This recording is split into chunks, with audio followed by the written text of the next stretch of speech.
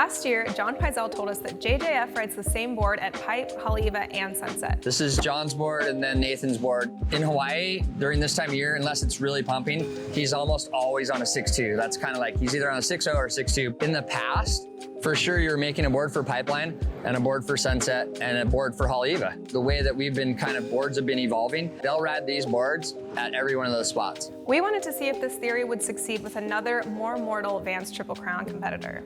We tapped Hawaiian Kuio Okalani Young as he tested the one board quiver theory across the Triple Crown playing field.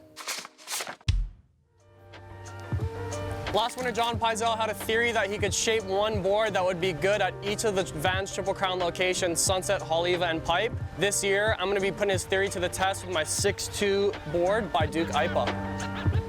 We're down here right now at Pipe and Backdoor. I'm gonna see if I can take this thing out and get a couple Vans Triple Crown entries under my belt.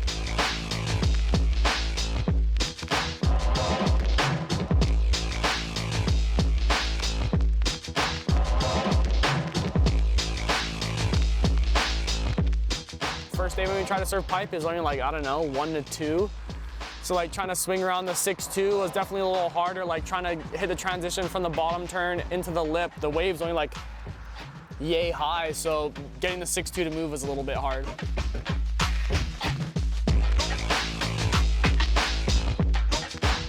I think this thing wants like a 6 to 8 foot wave, honestly. I call it like a 2-footer, and it just felt like the board wanted to go so fast and the rail was like really stable. So I think I just need a bigger face.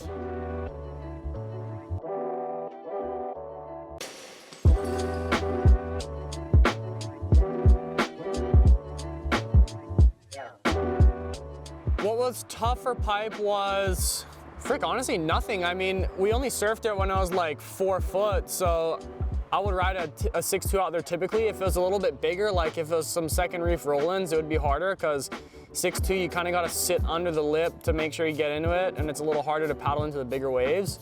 For the waves that we had on hand, I think it was the perfect length, but if it was a little bigger, it would have been harder for sure.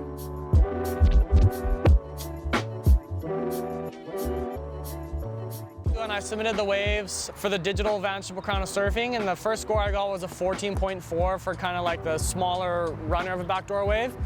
And then the second score I got was a 16.5, which is on the backdoor, kind of like a thicker double up type of wave. But again, it was a small one. It's a nice fun barrel, but small and short, so I don't think it would have went much higher than that. In my mind, they came in right on the money.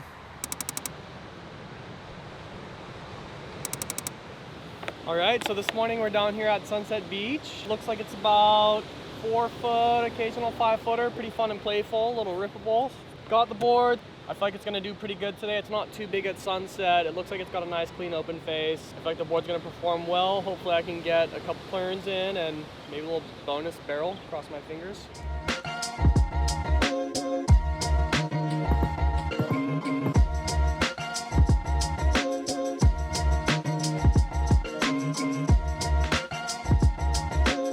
At Sunset, the biggest thing that stuck out to me as far as the board working was just how playful it felt. As long as I could get into the wave, it felt really responsive on the rail, and I could have fun on the wave, get creative, do some little chop hops and ollies, and I feel like if I had a longer board with a bunch of volume, I'm not going to be getting away with anything like that.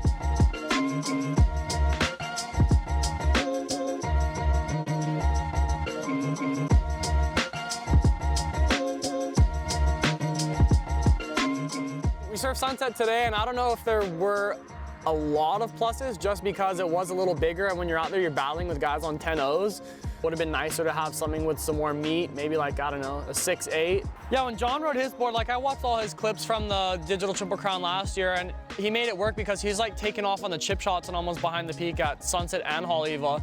And today I could definitely feel a little bit of that when I was out there. You see these guys paddling in on huge boards, and they're like struggling to penetrate through the lip and get the board to knife in. But when you're on a smaller board like a 6.2, you can almost like ollie hop the first section to actually get into the wave, whereas if you're riding a 10.0, there would be no way in hell you'd get away with it. I should probably submit that 4-turner just to get a little clip in the Vans Triple Crown bank. All right, we're down here today at Haleiwa. Waves are 1 to 2, occasional 3. Just grind my span musubi and I'm ready to go. Wish the waves were a little bit bigger for this entry period, but you know, Gotta make do with what we got and try to get some clips.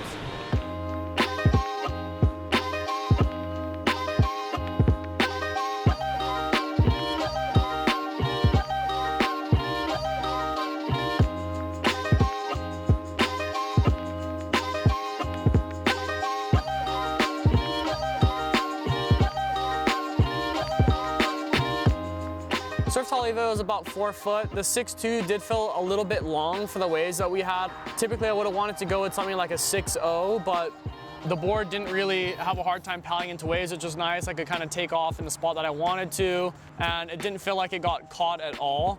The only time that it was a little hard was when I was hitting the end section on the toilet bowl, and it was like kind of choppy and a little smaller, so just trying to get the board to fit into that pocket was a little tough.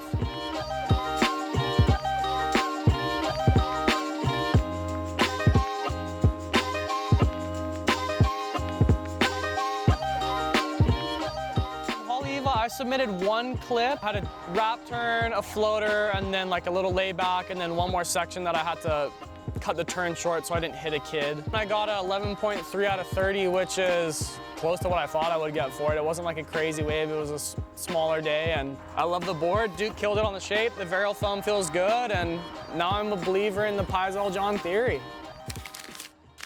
So how do you feel about the one board quiver theory? Have that board in your car and you're set. I kind of back it. I think from a performance standpoint too, it's kind of rad because you just know what the board's gonna do. I don't know, that board Kuio is working on looks insane. Thanks for watching. We'll leave you this week with Wawn's Stab Surfer of the Year picks. Dylan, any last words? Make sure you put your leash around your ankles. Or your neck. Yeah, kind of heavy. Number 1 for the men is going to be Noah Dean, just because of his 30 minutes of footage he just put out a couple days ago. Undeniable that he's going to be number 1. Number 2, I got Aton Osborne. Always going huge, and I don't think he's going to stop, and like the trajectory that he's set is impressive again. Number 3, I got Creed McTaggart, absolutely tearing on that nice big Dahlberg he's been riding. Number 4, I have... Who did I have in number 4? Number 4, I got Kel Walsh. His part Idiot Box was pretty mind-blowing. Number 5, I got Dame Reynolds, just because he's my favorite surfer. Number 1 for the women, I'm going to go with Sierra Kerr. And I went to Stab High with her recently, and she did this like crazy full rotation to the flats. I'm sure everyone saw it. You can't really look past that. Number 2, I have Katie Simmers. I think she's so sick, and she's been fucking tearing all year. I think she'll demo the whole tour. Should I have left Katie in her junior box?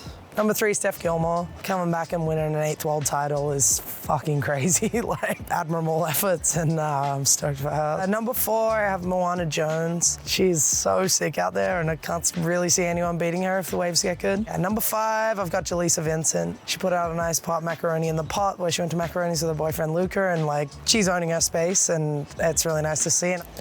Best junior female, I'm gonna go with Sierra Kerr. I think she should win both divisions. Best junior man, I kind of like Jess junior boy.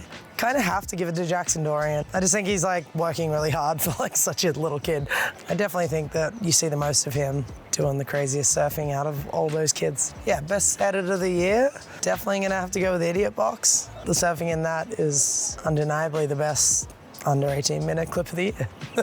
Film of the year, pretty tough one between Glad You Scored and Noah Dean's Nosvid, but nah, Nosvid was pretty mind-blowing. Best YouTube channel, Chapter 11 TV, obviously. It's like all the friends honestly hanging out together, being represented in the right way, the way that we want to see it. Chapter 11 TV, best YouTube channel, 2022, and beyond, to infinity.